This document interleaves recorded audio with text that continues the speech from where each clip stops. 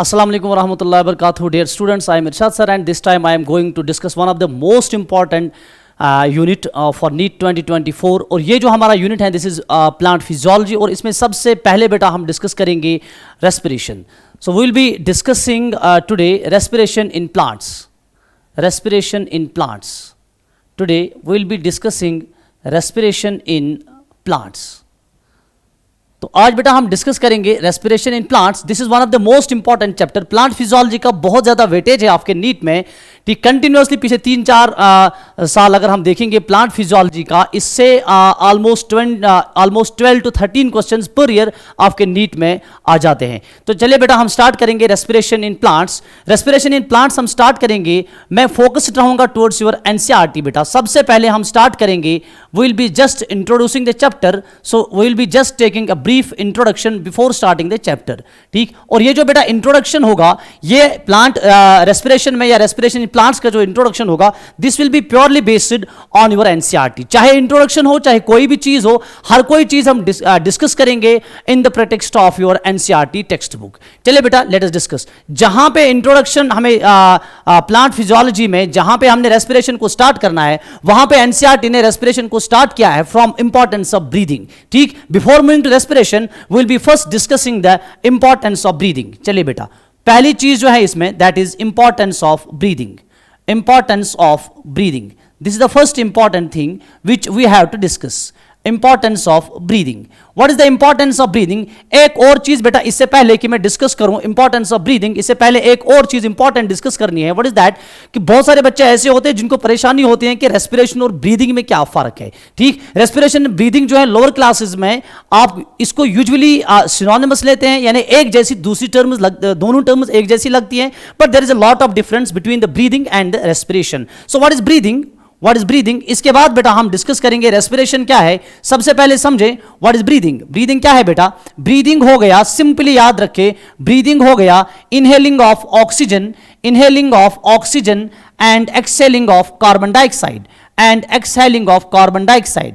यानी कि ऑक्सीजन को अंदर लेना और कार्बन डाइऑक्साइड को बाहर छोड़ना, इसको सिंपली बेटा क्या बोलेंगे? इसको ब्रीदिंग बोलेंगे. ठीक है बेटा. चलिए ऑक्सीजन हमें तो ये पता है कि एनिमल्स जो है वो ऑक्सीजन अंदर लेते हैं और कार्बन डाइऑक्साइड बाहर छोड़ते हैं. और प्लांट्स के बारे में बहुत सारे बच्चों का ये कंफ्यूजन होता है. वो बताते हैं कि प्लांट्स जो है वो भी अंदर क्या लेते हैं? कार्बन डाइऑक्साइड, और बाहर क्या छोड़ते हैं? ऑक्सीजन. ऐसा कुछ बच्चों का जो लोअर क्लासेस है उसमें इस तरह का कुछ बच्चों का कंसेप्ट बन जाता है, but it is not always true. ठीक, यहां तक ये सही है कि प्लांट जो है वो अंदर ऑक्सीजन लेते हैं और वो अंदर कार्बन डाइऑक्साइड लेते हैं और ऑक्सीजन को बाहर छोड़ते हैं. किस लिए ट्रू है? फोटोसिंथेसिस के लिए. फोटोसिंथेसिस में प्लांट को डेफिनेटली अंदर कार्बन डाइऑक्साइड लेना है और बाहर उसको क्या छोड़ना है? ऑक्सीजन. लेकिन प्लांट को सिर्फ फोटोसिंथेसिस नहीं करनी है, प्लांट को रेस्पिरेशन भी करना है. रेस्पिरेशन के लिए प्लांट के लिए इंपॉर्टेंट है कि प्लांट जो है वो अपने अंदर बेटा क्या लेता है? तो वो अपने अंदर लेता है ऑक्सीजन और बाहर क्या बेटा छोड़ता है? और बाहर छोड़ता है बेटा वो कार्बन डाइऑक्साइड. ठीक, तो इस तरह से अभी हम आगे डिस्कस करेंगे कि प्लांट्स किस तरह से अंदर ऑक्सीजन लेते हैं और किस तरह से बाहर कार्बन डाइऑक्साइड छोड़ते हैं. वही तो पूरी प्रोसेस हमने इसमें पढ़नी है. लेकिन पहले हम बेटा देखेंगे what is the importance of breathing in animals. Animals में इंपॉर्टेंस ऑफ ब्रीदिंग क्या है बेटा? ये आपके एनसीईआरटी ने यहां से शुरू कर दिया है आपका चैप्टर. ठीक है बेटा, एनिमल्स में इंपॉर्टेंस ऑफ ब्रीदिंग क्या है तो मैं बताऊंगा. इन एनिमल्स में बेटा हमारे लिए इंपॉर्टेंस ऑफ ब्रीदिंग क्या है? इन एनिमल्स जो इंपॉर्टेंस ऑफ ब्रीदिंग है will be discussing the importance of breathing in animals. In animals importance of breathing. Animals में बेटा सबसे पहले हम डिस्कस करेंगे, क्या डिस्कस करेंगे? इंपॉर्टेंस ऑफ ब्रीदिंग, यानी कि why is breathing important in animals. और इसमें बहुत सारी चीजें हो सकती है, लेकिन एक चीज आपको इंपॉर्टेंट याद रखनी है, and this is the basic and the most important चीज जो आपको ब्रीदिंग के लिए याद रखनी है. एनिमल्स में ब्रीदिंग क्यों इंपॉर्टेंट है? क्योंकि ब्रीदिंग जो it helps to take in the oxygen. इससे क्या होता है बेटा? जो ऑक्सीजन है ये कहां चला जाता है? ब्रीदिंग से ये चला जाता है बेटा inside the body. Inside the body, तो एनिमल्स की बॉडी के अंदर क्या चला जाता है? ऑक्सीजन चला जाता है. और इसमें हेल्प क्या करता है? इसमें हेल्प करते हैं ब्रीदिंग। ये बहुत ही इंपॉर्टेंट और एक सबसे इंपॉर्टेंट हम बोलेंगे जो इंपॉर्टेंस है किसकी, ब्रीदिंग की। तो ब्रीदिंग की बहुत इंपॉर्टेंट जो है इंपॉर्टेंस, ब्रीदिंग क्यों इंपॉर्टेंट है, because it helps to take inside the oxygen. और अच्छा, ऑक्सीजन को एनिमल्स के बॉडी के अंदर क्यों जाना है, इस चीज को पहले समझे, यहीं से हमें रेस्पिरेशन का कंसेप्ट बनना शुरू हो जाएगा। ऑक्सीजन की जरूरत क्यों है बेटा अंदर, चलिए अब ऑक्सीजन कहां चला गया बेटा, ये ऑक्सीजन जो है ये चला गया inside the body of animals. याद रख लीजिए बेटा, ये ऑक्सीजन कहां चला गया, inside the body of animals. ये ऑक्सीजन चला गया बेटा inside the body of animals, inside the body of animals, ठीक है बेटा, ये ऑक्सीजन चला गया inside the body of animals या बाकी ऑर्गेनिजम्स के बॉडी में भी जाएगा। फिलहाल मैं बताऊंगा एनिमल्स के बारे में। ऑक्सीजन चला गया inside the body of animals and what is the role of oxygen inside the body of animals, it will help in oxidation of food और it will simply help in respiration. ठीक है बेटा, तो इसका important function क्या है बेटा, it helps in oxidation of food, it helps in oxidation of food. Oxygen की इंपॉर्टेंस क्या है बेटा, it helps in oxidation of food. तो हमारे पास ऑक्सीजन जब भी बेटा एनिमल्स के बॉडी के अंदर चला जाएगा, what is the importance of that oxygen inside the body of animals और inside the body of any organism, that is it helps in oxidation of food. अब ऑक्सीडेशन ऑफ फूड से क्या हो जाएगा, देखिए जब भी फूड की ऑक्सीडेशन हो जाएगी it will release enormous energy and simply उसी को हम रेस्पिरेशन बोल रहे हैं। ठीक है बेटा, चलिए मैं बताऊंगा हमारे पास बेटा बॉडी में क्या होता है, we have food that is C6H12O6। आप चाहे प्लांट की बॉडी ले लें या फिर एनिमल की बॉडी ले लें या फिर किसी माइक्रोब की बॉडी ले लें या फिर फंजाई की बॉडी ले लें, किसी भी ऑर्गेनिज्म की बॉडी ले लें, उसके सेल्स में मौजूद क्या होगा बेटा, फूड मौजूद होगा और इसकी क्या हो जाएगी बताओ, ऑक्सीडेशन हो जाएगी, एडिशन ऑफ ऑक्सीजन हो जाएगा। ये ऑक्सीजन कैसे एनिमल्स के बॉडी में चला गया, ब्रीदिंग से चला गया। अभी मैं इंपॉर्टेंस डिस्कस कर रहा हूं ब्रीदिंग की, तो ये ऑक्सीजन बेटा कहां चला गया, ये एनिमल्स की बॉडी में चला गया और इसने ऑक्सीडेशन ऑफ फूड कर दिया। क्या निकलेगा बेटा, यहां से निकलेगा CO2 और क्या निकलेगा, और निकलेगा H2O और क्या निकलेगी बेटा, और निकलेगी एनर्जी। समझ में आ रही बात, और एनर्जी निकलेगी। इस चीज को बेटा हम क्या बता रहे हैं, सिंपली फिलहाल याद रखें बेटा, इस चीज को हम बता रहे हैं रेस्पिरेशन, जो हमने पूरे इस चैप्टर में डिस्कस करना है। समझ में आ रही बात, ठीक। मैं फिर से बेटा बताऊंगा इंपॉर्टेंस ऑफ ब्रीदिंग क्या है। एक बड़ी इंपॉर्टेंस जो ब्रीदिंग की है, that is it helps to take inside the oxygen. तो और ऑक्सीजन जब बॉडी के अंदर जाएगा, इसका काम क्या है, it helps in oxidation of food, और ऑक्सीडेशन ऑफ फूड होके क्या हो जाएगा, इससे लिबरेट हो जाएगी बेटा ये एनर्जी, एनॉर्मस एनर्जी, और ये एनर्जी जो लिबरेट हो जाएगी ऑक्सीडेशन ऑफ फूड से, इस एनर्जी से बेटा हम क्या करेंगे, इस एनर्जी को हम इस्तेमाल करेंगे in our daily life activities. ठीक है बेटा, इसको हम इस्तेमाल करेंगे in our daily life activities. चलिए बेटा, इसको मैं थोड़ा सा ऊपर कर लेता हूं, नाउ कम हियर। चलिए एक इंपॉर्टेंट चीज, हमारे पास जो एनर्जी बेटा रिलीज हो जाएगी बाय ऑक्सीडेशन ऑफ फूड। चलिए बेटा, ऑक्सीडेशन ऑफ फूड से क्या हो जाएगी रिलीज, एनर्जी रिलीज्ड, एनर्जी बेटा रिलीज हो जाएगी, energy released by oxidation of food, energy released by oxidation of food, energy released by oxidation of food. Oxidation of food से जो एनर्जी निकलेगी, energy released by oxidation of food.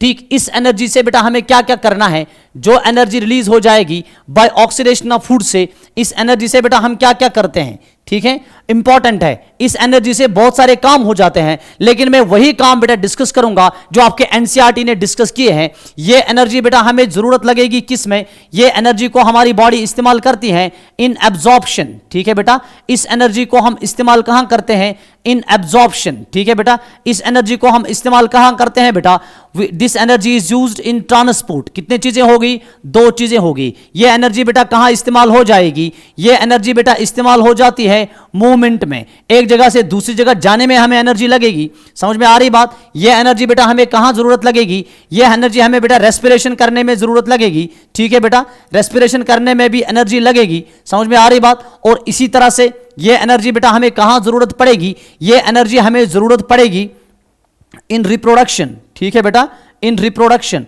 Reproduction में भी बेटा हमें एनर्जी जरूरत लगेगी। समझ में आ रही बात, रिप्रोडक्शन में एनर्जी जरूरत लगेगी, या मैं सिंपली इधर बेटा लिख लूं, ये एनर्जी जो है, ये एनर्जी हमें ब्रीदिंग में भी बेटा इस्तेमाल हो जाएगी। ये एनर्जी कहां इस्तेमाल हो जाएगी? ब्रीदिंग में इस्तेमाल हो जाएगी। फिर से मैं बताऊंगा, जो एनर्जी फूड से निकली वो एनर्जी कहां कहां इस्तेमाल होती है। ये एब्जॉर्प्शन में इस्तेमाल हो जाएगी, ट्रांसपोर्ट में इस्तेमाल हो जाएगी, मूवमेंट में इस्तेमाल हो जाएगी, ब्रीदिंग में इस्तेमाल हो जाएगी। और breathing means inhaling and exhalation, respiration का मतलब इधर ब्रीदिंग है, और रिप्रोडक्शन में भी ये एनर्जी इस्तेमाल हो जाएगी। यानी कि जो भी हमें मेटाबॉलिक रिएक्शंस करनी है, जो भी हमें काम करने हैं, उन सारे कामों में हमें क्या लगेगी बेटा? हमें उन सारे काम, उसके वो जो सारे काम हम कर रहे हैं उनमें हमें एनर्जी चाहिए। और ये एनर्जी निकलती कहां है? असल से ऑक्सीडेशन ऑफ फूड से निकलती है। मुझे बताओ एनर्जी कहां से बेटा लिबरेट हो रही है?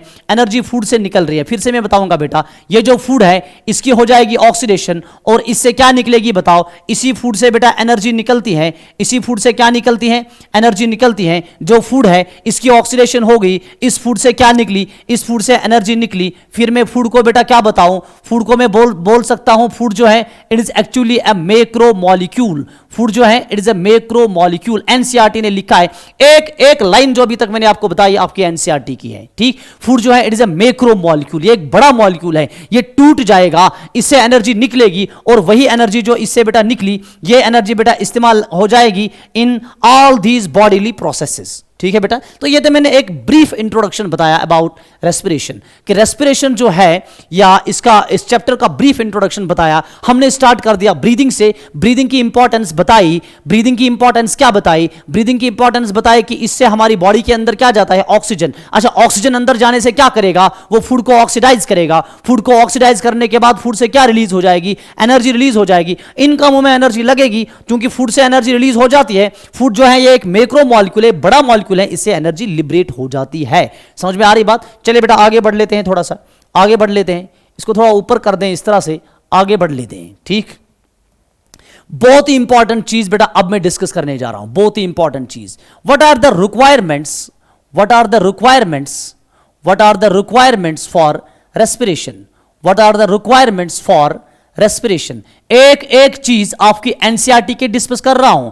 What are the requirements of respiration, respiration की रिक्वायरमेंट्स क्या क्या है? रेस्पिरेशन के लिए बेटा कौन कौन सी चीजें चाहिए? रेस्पिरेशन के होने के लिए क्या क्या चीज होनी चाहिए? चाहे वो प्लांट सेल हो, एक चीज बेटा याद रख ले, रेस्पिरेशन कहां हो जाएगा? रेस्पिरेशन हो जाएगा सेलुलर लेवल पे। रेस्पिरेशन जो है it is not a bodily trait, it is not an organismic trait, ये समझे। यानी कि पूरा ऑर्गेनिज्म जो है उसके कुछ अलग कैरेक्टर्स होते हैं, सेल्स के कुछ अलग कैरेक्टर्स होते हैं जो आपको टिश्यूज में देखने को नहीं मिलेंगे, और कभी कभी टिश्यूज के कुछ कैरेक्टर्स होते हैं जो ऑर्गन में देखने को नहीं मिलेंगे, कभी ऑर्गन्स के कुछ कैरेक्टर्स होते हैं जो ऑर्गेनिज्म या ऑर्गन सिस्टम में देखने को नहीं मिलेंगे। सेल्स के कुछ सेपरेट कैरेक्टर्स हैं, सेल्स जो है उनके कुछ डिस्टिंक्ट कैरेक्टर्स हैं। एक बड़ा डिस्टिंक्ट कैरेक्टर जो सेल का है दैट इज रेस्पिरेशन। रेस्पिरेशन जिसमें भी होगी, चाहे रेस्पिरेशन प्लांट में हो, चाहे रेस्पिरेशन एनिमल में हो, चाहे रेस्पिरेशन फंजाई में हो, चाहे रेस्पिरेशन माइक्रोब में हो, रेस्पिरेशन जब भी होगी सेलुलर लेवल पे होगी। बहुत ही इंपॉर्टेंट पॉइंट बेटा याद रख लीजिए बेटा।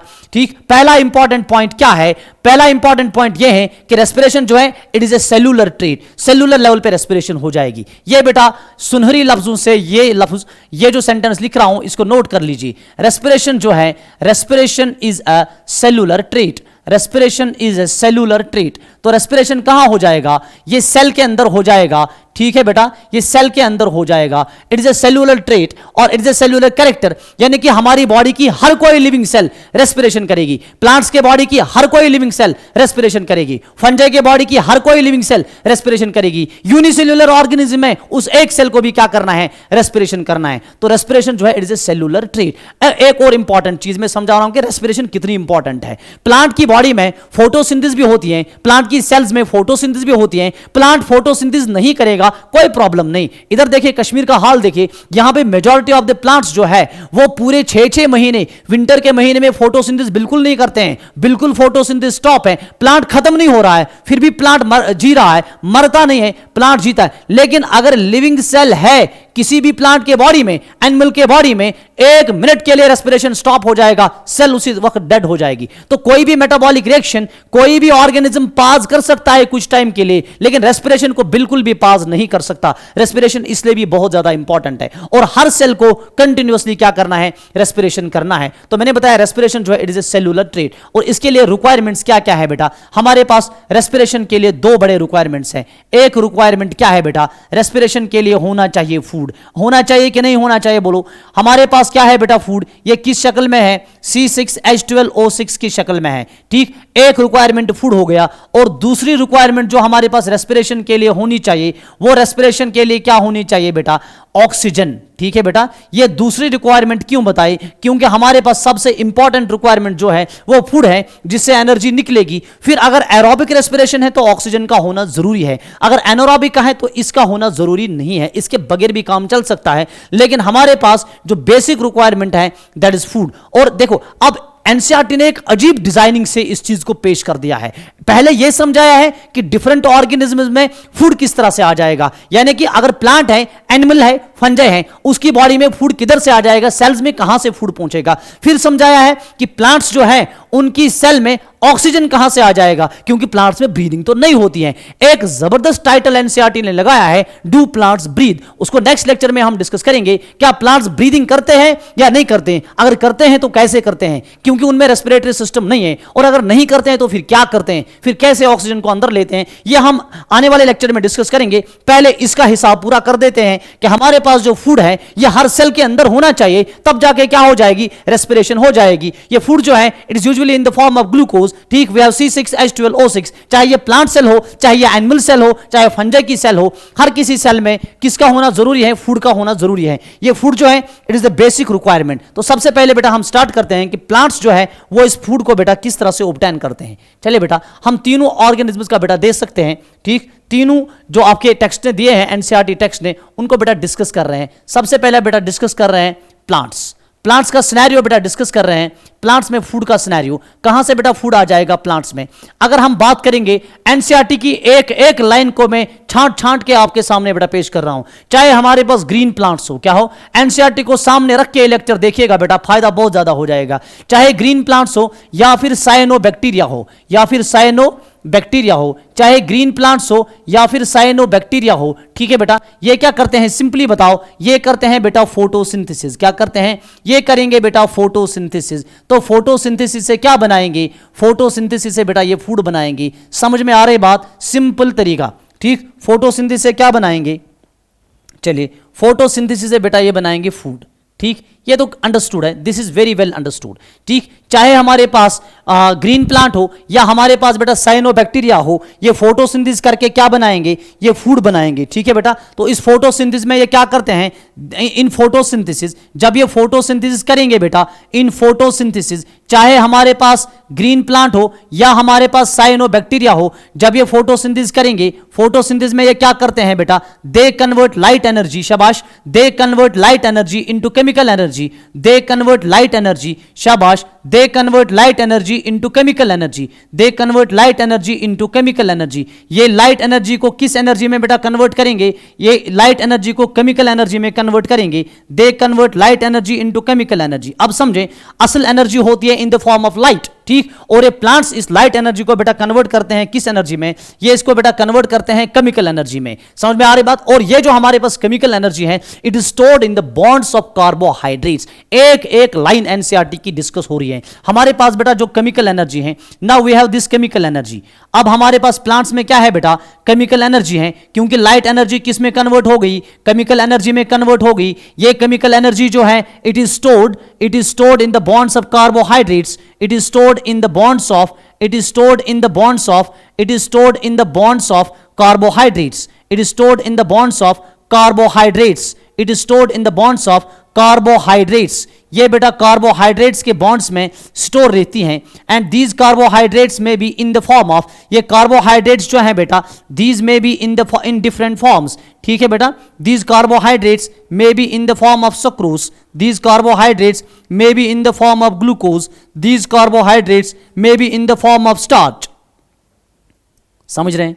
ठीक, फिर से मैं बताऊंगा, जब प्लांट्स, अब हम क्या देख रहे हैं, हम देख रहे हैं कि प्लांट्स के सेल्स के अंदर किस तरह से फूड बनता है। अब समझे, यू नो कि प्लांट्स के सेल्स के अंदर फोटोसिंथेसिस से फूड बनता है। तो फोटोसिंथेसिस में क्या होता है, chemical energy convert, light energy convert होते हैं इनटू केमिकल एनर्जी, और वो केमिकल एनर्जी किस सूरत में रहती है, वो रहती है in the form of carbohydrates that is stored in the bonds of carbohydrates. These carbohydrates में be in the form of sucrose, these may be in the form of glucose and these may be in the form of starch, these may be even in the form of starch। समझ रहे बात, ठीक। चलिए बेटा, different forms में हमारे पास carbohydrates मौजूद होते हैं, ठीक है बेटा। ये कहां पे होते हैं, प्लांट्स की बॉडी में होते हैं। अब मसला यह है, क्या प्लांट की बॉडी की हर कोई सेल फोटोसिंथेसिस करते हैं? This is very important question. क्या प्लांट की बॉडी की हर कोई सेल फोटोसिंथेसिस करती है या नहीं करती है? चले बेटा, इसके बारे में भी थोड़ा सा देख लेते हैं। इसको ऐसे ऊपर कर दें थोड़ा सा, ठीक। चले बेटा, प्लांट्स की बॉडी की हर कोई सेल, ठीक। अब समझे बेटा, अब प्लांट सेल में आ जाए। अब now come to plant sales,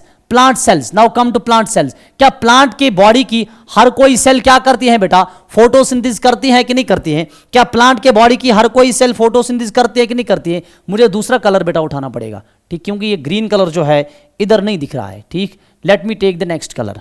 चले बेटा, let us take the white colour. हमारे पास बेटा जो प्लांट सेल्स हैं, प्लांट सेल्स, ठीक। अब प्लांट सेल्स जो हैं, क्या हर कोई सेल फोटोसिंथेसिस करते हैं? नो, नहीं। प्लांट की हर कोई सेल फोटोसिंथेसिस नहीं कर पाएगी। मुझे बता, प्लांट के रूट की सेल फोटोसिंथेसिस करेगी? नहीं करेगी। प्लांट के सिस्टम के अंदर बीचों बीच जो सेल है वो फोटोसिंथेसिस करेगी? नहीं करेगी। क्यों नहीं करेगी? यू नो कि उसके ऊपर उसके ऊपर डायरेक्टली लाइट नहीं पड़ती है, वो लाइट को रिसीव नहीं कर पाती है, ठीक है बेटा। तो हम लिखेंगे बेटा, not all cells in the plant body can perform photosynthesis, ठीक है बेटा। This is important. Not all cells in a plant body, not all cells in a plant body, not all cells in a plant body can perform photosynthesis. Not all cells in a plant body can perform photosynthesis. Important statement है, not all cells in a plant body can perform photosynthesis, can perform photosynthesis. Not all cells in a plant body can perform photosynthesis, can perform photosynthesis. Plant body की हर कोई cell जो है बेटा photosynthesis नहीं कर पाएगी, ठीक। अब हमारे पास कौन सी सेल्स फोटोसिंथेसिस करेंगे? We have two conditions for that. थोड़ा सा अटेंटिव रहे, ठीक है बेटा। प्लांट बॉडी जो है, इसके बॉडी में कौन सी सेल्स क्या करेंगे photosynthesis? We have two conditions for that. पहली कंडीशन, दूसरी कंडीशन। देखिए बेटा, पहली कंडीशन क्या है, वो सेल फोटोसिंथेसिस करेगी जिस सेल के अंदर क्या होगा बेटा, जिस सेल के अंदर होगा क्लोरोफिल। और समझ में आ रही बात, क्लोरोफिल का होना इंपॉर्टेंट है। और दूसरी कंडीशन, वो सेल फोटोसिंथेसिस करेगी जो सेल एक्सपोज्ड होगी toward sunlight, the cell which is exposed toward sunlight, cell which is exposed toward sunlight, cell which is expose toward sunlight. जो सेल कहां की ओर एक्सपोज होगी? टुवर्ड सनलाइट, सनलाइट की ओर एक्सपोज होगी। इसका मतलब हो गया ये सेल जो है it must be present in superficial layers, superficial layers. क्यों लिखा सुपरफिशियल लेयर्स? क्योंकि आपकी एनसीईआरटी ने यही लैंग्वेज इस्तेमाल की है, तो देख के परेशान हो जाओगे, ठीक। चलिए बेटा, प्लांट के बॉडी की कौन सी सेल फोटोसिंथेसिस करेंगे? इसके लिए टू कंडीशंस है। पहली कंडीशन ये है कि उस सेल में होना चाहिए क्लोरोफिल, और दूसरी कंडीशन ये है कि वो सेल होनी चाहिए एक्सपोज टुवर्ड सनलाइट। अब मुझे बताओ, क्या रूट की सेल एक्सपोज है टुवर्ड सनलाइट? नो, वो नहीं है। सिस्टम के अंदर बीचों बीच जो सेल्स हैं, क्या वो एक्सपोज हैं टुवर्ड सनलाइट? वो भी नहीं है। तो इसका मतलब ये हो गया, अगर ये हमारे पास बेटा प्लांट है, अगर ये हमारे पास प्लांट है, ठीक है बेटा, अगर ये हमारे पास प्लांट है, अगर ये प्लांट का लीफ है, अगर ये प्लांट का लीफ है, चले बेटा आपको समझ में आ रही है बात। अगर प्लांट के लीफ की सेल्स फोटोसिंथेसिस कर रही है, यहां पे बेटा फूड बन रहा है, यहां पे फूड बन रहा है, और ये प्लांट का रूट है, तो फूड। अब मुझे बताओ, ये रूट की सेल हो गई, क्या रूट की सेल्स फोटोसिंथेसिस करेंगे? नहीं करेंगी। क्या सिस्टम के बीचों बीच जो सेल्स प्रेजेंट है, क्या ये फोटोसिंथेसिस करेंगे? नहीं करेंगे। अब फोटोसिंथेसिस को क्या करना है? हम तो रेस्पिरेशन पढ़ रहे हैं, रेस्पिरेशन के लिए रिक्वायरमेंट बताया फूड, कि सेल के अंदर फूड बनना चाहिए। इसलिए हम पहले वो चीज डिस्कस कर रहे हैं कि प्लांट की बॉडी की सेल के अंदर कौन कौन सेल में फूड खुद बनेगा, और जिस सेल में फूड खुद नहीं बनेगा वो सेल कैसे फूड ऑब्टेन करती हैं, ये समझा रहा हूं, ठीक है बेटा। चलिए, रूट की सेल्स जो है, ये रूट की सेल्स जो है ये फूड खुद नहीं बना रही हैं, ठीक है बेटा। तो ये फूड कहां से आ जाएगा? अब यहां पे लीफ के सेल्स में फूड बन गया, तो यही फूड इधर से चलेगा, ये फूड रूट के सेल्स में भी जाएगा, ये फूड सिस्टम के सेल्स में भी जाएगा। और इस प्रोसेस को क्या बोलते हैं बताओ? इस प्रोसेस को बेटा हम बोलते हैं ट्रांसलोकेशन। क्या बोलते हैं बेटा? ट्रांसलोकेशन, ठीक है बेटा, translocation. So there is the requirement of translocation और transport of food inside the plant body. Plant body के अंदर क्या होना चाहिए बेटा, फूड को ट्रांसपोर्ट होना है. तो फूड को क्यों ट्रांसपोर्ट होना है, क्योंकि लीफ की सेल ने तो फोटोसिंथेसिस की, इसमें तो फूड बन गया, लेकिन रूट की सेल ने फोटोसिंथेसिस नहीं की. चलिए कोई मसला नहीं, रूट के सेल ने फोटोसिंथेसिस नहीं की, कौन सा पहाड़ टूटेगा. रूट की सेल ने फोटोसिंथेसिस नहीं की, ये प्रॉब्लम है. क्यों प्रॉब्लम है, इसलिए नहीं कि फोटोसिंथेसिस नहीं किया, इसलिए कि फोटोसिंथेसिस न करने से रेस्पिरेशन भी नहीं हो जाएगी. क्योंकि रेस्पिरेशन जो है in plants, respiration is subservient to photosynthesis. This is very important, इसको याद रख ली. प्लांट्स में रेस्पिरेशन जो है it is subservient to photosynthesis. यानी रेस्पिरेशन तभी हो जाएगी जब पहले क्या हो जाएगी, फोटोसिंथेसिस हो जाएगी. क्यों, क्योंकि रेस्पिरेशन होने के लिए कंडीशन है फूड होना सेल में. अगर फोटोसिंथेसिस हुई नहीं तो फूड बना नहीं सेल में, परेशानी हो जाएगी. इसलिए प्लांट को पहले फोटोसिंथेसिस करनी है. अच्छा, फोटोसिंथेसिस क्यों करता है प्लांट, इसलिए कि रेस्पिरेशन आसान हो जाए, क्योंकि रेस्पिरेशन ज्यादा इंपॉर्टेंट है एज कंपेयर टू फोटोसिंथेसिस. अब रूट की सेल ने फोटोसिंथेसिस नहीं की, लेकिन रेस्पिरेशन तो करनी है, क्योंकि ये तो लिविंग सेल है. तो इसीलिए यहां से फूड ट्रांसपोर्ट होकर किस में आ रहा है, इसीलिए बेटा फूड ट्रांसपोर्ट होकर रूट की सेल में आ रहा है. So there is the need of transportation. ठीक है बेटा, या ट्रांसलोकेशन. चले, तो प्लांट्स का सिनेरियो हमें हो गया. अब लीफ की सेल में फोटोसिंथेसिस होगी, इधर फूड बन गया. स्टेम और रूट की सेल में फोटोसिंथेसिस नहीं होती है, तो इधर ट्रांसलोकेशन से फूड आ जाएगा. वेरी सिंपल, क्लियर हो गया बेटा ये. चलिए और थोड़ा ऊपर कर देंगे इसको, और थोड़ा ऊपर कर देंगे. अब लास्ट में थोड़ा सा बेटा हमें डिस्कस करना है regarding animals and plants, regarding animals and plants. चलिए बेटा दूसरा सिनेरियो हम देखेंगे बेटा, किन का, एनिमल्स का. एनिमल्स किस तरह से बेटा फूड ऑब्टेन करते हैं, हमारी बॉडी की सेल्स जो है उनमें फूड किस तरह से जाता है. सिंपल सी बात है, एनिमल्स जो है बेटा they obtain their food from plants. Simple याद रखें बेटा, एनिमल्स जो है they obtain their food from plants. Animals जो है they obtain their food from plants, they obtain their food from plants. Animals जो है बेटा they obtain their food from plants. ये बेटा कहां से फूड ऑब्टेन करते हैं, प्लांट्स से. हमारे पास दो तरीके हैं, या तो एनिमल डायरेक्टली फूड ऑब्टेन करेगा फ्रॉम प्लांट, इधर they will obtain directly food from plants. इसका मतलब है they will directly feed on plants. तो उस टाइम बेटा हम एनिमल्स को क्या बोलेंगे, हम एनिमल्स को बेटा बोलेंगे हर्बिवोर्स. क्या बोलेंगे, हर्बिवोर्स. एनसीईआरटी बता रहा हूं बेटा लाइन बाय लाइन. और दूसरी कंडीशन क्या है, या तो ये इनडायरेक्टली फूड ऑब्टेन करेंगे किन से, प्लांट से. इसका मतलब है एक एनिमल दूसरे एनिमल को खाएगा और उस एनिमल ने इन टर्न खाया होगा प्लांट. तो इनको बेटा क्या बोल रहे हैं बताओ, इनको बेटा बोलेंगे हम कार्निवोर्स. क्या बोलेंगे, कार्निवोर्स. ठीक, तो ये इस तरह से एनिमल सेल में फूड जाएगा. Now what is the difference, जरा इधर मैं थोड़ा सा बेटा बता रहा हूं. ठीक, से फॉर एग्जांपल ये प्लांट सेल हो गई, ये एनिमल सेल हो गई, इसको भी रेस्पिरेशन करनी है, इसको भी रेस्पिरेशन करनी है. ये प्लांट सेल हो गई, शाबाश बेटा. ये एनिमल सेल हो गई. मैं कंक्लूड करने वाला हूं अपना लेक्चर, थोड़ा सा आप अटेंटिव रहें. ये प्लांट सेल में क्या है बेटा, C6H12O6. इसकी क्या हो जाएगी, ऑक्सीडेशन. तो क्या हो जाएगी, रेस्पिरेशन हो जाएगी. ये एनिमल सेल में क्या है, C6H12O6. इसकी क्या हो जाएगी बोलो, ऑक्सीडेशन. तो इधर भी क्या हो जाएगी, रेस्पिरेशन. अब प्लांट सेल में यह मसला है कि फूड इधर ही है, लेकिन एनिमल सेल में फूड कहां से आता है, बाहर से आता है. बहुत सारी प्लांट सेल्स जो है उनमें फूड उधर ही बनता है. अगर ये लीफ की सेल है तो फूड अंदर है, अंदर ही रेस्पिरेशन भी होती है. लेकिन अगर ये एनिमल सेल है तो फूड बाहर बनता है, बाहर से फिर फूड को अंदर आ जाना पड़ता है. यह डिफरेंस है between obtaining of food in animal cells and between obtaining of food in plant cells. चलिए बेटा नेक्स्ट लास्ट में बेटा हम पढ़ते हैं, will be discussing the scenario of fungi. Fungi बेटा किस तरह से फूड ऑब्टेन करती हैं.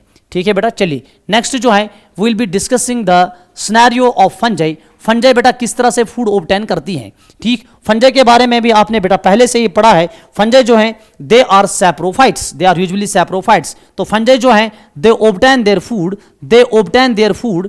फंजाई जो है they obtain their food, they obtain their food from, they obtain their food from dead and decaying, from dead and decaying, from dead and decaying organic matter. They obtain their food from dead and decaying organic matter. Dead and decaying organic matter. They obtain their food from dead and decaying organic matter. Simple, fungi जो है बेटा ये food कहां से obtain करेगी, fungi will obtain the food from dead and decaying organic matter, from dead and decaying organic matter. तो पूरा food जो है फंजाई ऑब्टेन करेगी from dead and decaying organic matter. चले बेटा आज के इस हिस्से का conclusion, what is the conclusion of this part of the lecture. समझ में आ रही बात। आज मैंने क्या बताया, आज मैंने यह समझाया कि प्लांट की सेल्स के अंदर फूड कैसे आ जाएगा, फोटोसिंथेसिस से। फिर हर कोई सेल फोटोसिंथेसिस नहीं करती है, तो किस तरह से डिफरेंट सेल से फूड जमा होकर उन सेल्स में आ जाता है जो फोटोसिंथेसिस नहीं करती है। और एनिमल्स भी इनडायरेक्टली या डायरेक्टली फूड ऑब्टेन कर सकते हैं। फंजाई तो सैप्रोट्रॉपिक हैं, they will feed on dead and decaying organic matter. तो जो भी फूड असल में रेस्पायर होता है, जिस भी फूड की ऑक्सीडेशन होती है, चाहे वो फूड ऑक्सीडाइज हो जाए एनिमल सेल्स में, चाहे वो फूड ऑक्सीडाइज हो जाए फंजाई की सेल्स में, चाहे वो फूड ऑक्सीडाइज हो जाए प्लांट की सेल में, चाहे वो फूड ऑक्सीडाइज हो जाए किसी दूसरे ऑर्गेनिज्म की सेल में, जिस भी फूड की ऑक्सीडेशन होती है, ये सारा फूड जो है असल में आता है कहां से, फोटोसिंथेसिस से। तो हम लिखेंगे बेटा आज के इसका कंक्लूजन, ऑल द फूड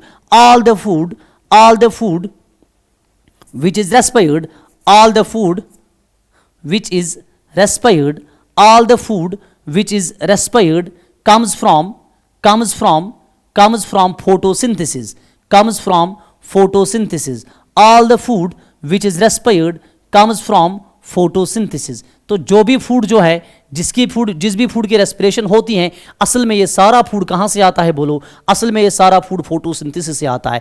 तो रेस्पिरेशन के लिए दो इंपॉर्टेंट कंडीशंस थी। एक इंपॉर्टेंट कंडीशन ये कि सेल के अंदर फूड हो, दूसरी इंपॉर्टेंट कंडीशन ये कि सेल के अंदर ऑक्सीजन हो। एक कंडीशन पे आज हमने बड़ा थॉरो डिस्कशन कर दिया कि किस तरह से सेल्स के अंदर फूड आ जाता है। दूसरी कंडीशन जो है कि किस तरह से प्लांट सेल्स के अंदर या बाकी सेल्स के अंदर ऑक्सीजन पहुंच जाता है, उस पर इंशाल्लाह कल डिस्कस हो जाएगा। उसके बाद रेस्पिरेशन का मैकेनिज्म भी जल्दी स्टार्ट हो जाएगा। आप बने रहे मेरे साथ। अल्लाह हाफिज।